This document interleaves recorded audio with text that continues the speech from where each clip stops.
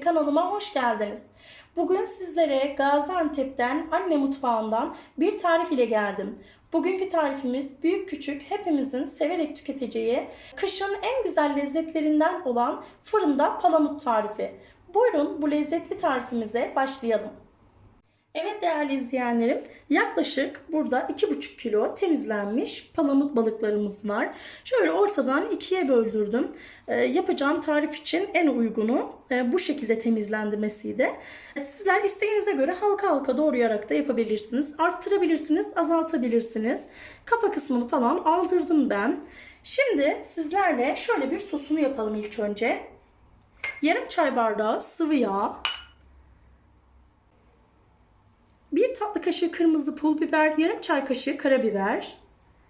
Bu şekilde hazırlarsanız inanın bana çok lezzetli oluyor.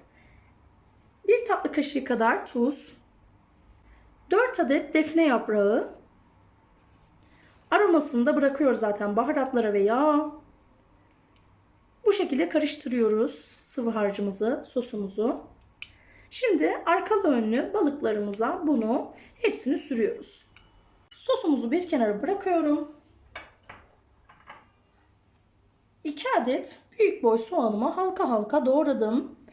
Bunları balıklarımın altına yerleştiriyorum arkadaşlar. Böyle balıklarımızın altına yerleştiriyorum. Yine sık sık bunları dizeceğim. Aralıklı aralıklı yapabilirsiniz bu işlemi.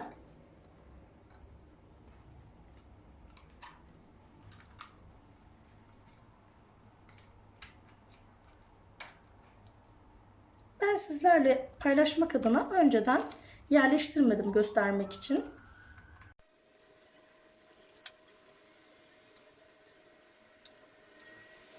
Evet, soğanlarımızı gördüğünüz üzere halka halka yaptık ve her birinin altına birer tane gelebilecek şekilde tam ortalarına yerleştirdim.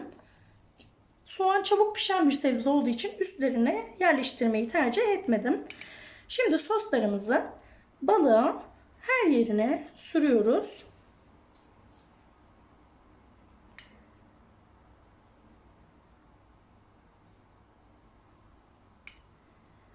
Bu arada deri kısmını üstüne getirdim ki çevirdiğimde derisi alta gelebilecek şekilde olsun diye. Etli kısmı üst kısma gelsin diye. Böylelikle pişiminde kuru olmayacak. Balığımızın içi sulu sulu olacak. Kurumayacak, tahta gibi olmayacak.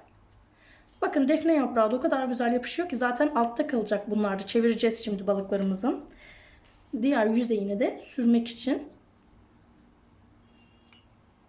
Palamut yağlı bir balık olduğu için çok fazla yağ takviyesi yapmanızı tavsiye etmem. Kuru olmaması adına yarım çay bardağı sıvı yağ yeterli olacaktır.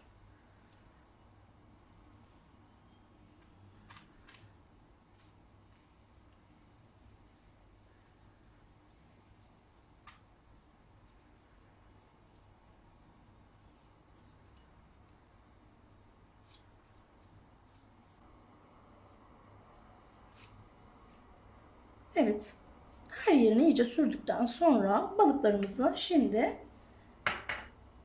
derisi alta gelebilecek şekilde tam tersi olacak vaziyette yerleştiriyoruz arkadaşlar. İç kısımlarını da soslamak için soğanlar altta kalacak.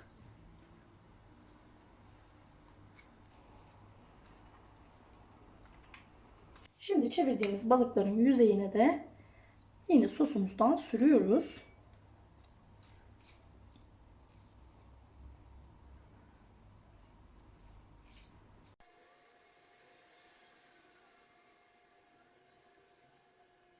Üzerine şöyle bir adet ince ince doğradığım limonum var.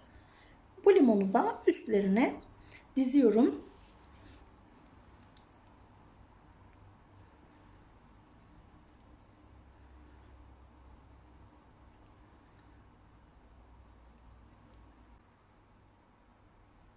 Palamut balıklarımız fırına gitmek için hazırlar. Limonlarımızı dizdik. Defne yaprağımız gerek altında, gerek balık aralarında, gerekse üstlerde parça parça bulunuyor. Tüm eklemedim. Kırarak ekledim ki ve sosunu ekledim. Daha fazla aroması geçsin. Balığın o ağır kokusunu limonla birlikte fethetsin, alsın diye. Baharatıyla, sosuyla inanılmaz lezzetli bir balık olacak. İçi sulu sulu, dışı kuru olmayan. Önceden ısıtılmış fırınımızda 200 derecede 15-20 dakikada kontrollü olarak pişirmekte fayda var tabii ki. Her fırına göre pişirme derecesi farklılık gösterebiliyor. Şimdi fırınımıza gönderebiliriz. Evet, fırında palamutlarımız piştiler. Nar gibi kızardılar. Harika oldu. İçi de dışı da sulu sulu oldu. Hiç kuruma yok. Görüyorsunuz. Şifasıyla, pişimiyle, lezzetiyle harika oldu. Balığın lezzetine doyabileceğiniz şekilde oldu. Balığı bu şekilde denemediyseniz pişiminden, sosundan memnun kalacaksınız. Şöyle sizlere göstereyim pişimini de. Bakın görüyorsunuz üstünü zaten, iç kısmının nasıl kızardığını. Evet, ilk balıklarımı şöyle aldım. Bakın görüyorsunuz derisi de hiç yanmamış ve o kadar güzel kızarmış ki yağı üstünde hala. Enfes. Balıklarımız yağını da kurutmadı, içerisinde kaldı. Kesinlikle bu şekilde denemenizi tavsiye ederim. Sosunu da fırçayla sürerseniz iç kısmına kadar ulaşıyor. Şimdi diğer sunumumu da hemen yapıyorum. Evet arkadaşlar, böyle altına yağlı kağıt açmanızı da kesinlikle tavsiye ederim. Kesinlikle yapışma ve yanma olmuyor. Yağı, lezzeti, sosu içerisinde kalıyor. Şöyle bakın, tereyle harika bir şekilde sunum yaptım. İkiye böldüğüm için balıklarımı da bir tüm balık porsiyonlamış oldum bu şekilde. Pişmiş soğanıyla, teresiyle ve yanına şöyle roka salatası yaptım. Mor lahanasıyla, yeşil soğanıyla, nar ekşisiyle, limonuyla, pişmiş soğanıyla, teresiyle enfes bir akşam menüsü oldu. Sizlere de fikir olduysa ne mutlu bana. Bir sonraki lezzetli tarifimizde görüşmek üzere. Sevgiyle kalın.